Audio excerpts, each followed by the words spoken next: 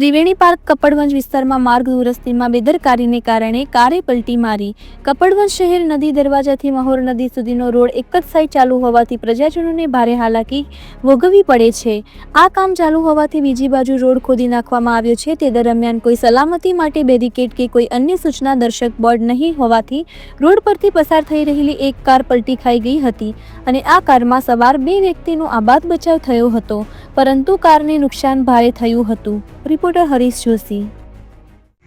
તમારું પરિચય? હું અહીંયા કપડવંજમાં ઓર્થોપેડિક સર્જન તરીકે પ્રેક્ટિસ કરું છું। અમદાવાદ ગયેલો હતો, કપડવંજ પાછો આવતો હતો ત્યારે નદી દરવાજા આગળ નવો રોડ બને છે, ત્યાં ગાડી બેરિકેડ કે પતરા મૂકેલા ન હોવાથી મારી ગાડી પલટી મારી ગઈ છે। આમ નસીબ જો કે મને અને મારી પત્નીને કંઈ નુકસાન થયું નથી, ગાડીમાં નુકસાન છે, પણ સત્વરે અહીંયા પતરા કે બેરિકેડ મૂકી અને અમારા જેમ બીજા કોઈને નુકસાન ના થાય કે જીવનું જોખમ ના થાય એવી અપીલ કરવામાં આવે છે।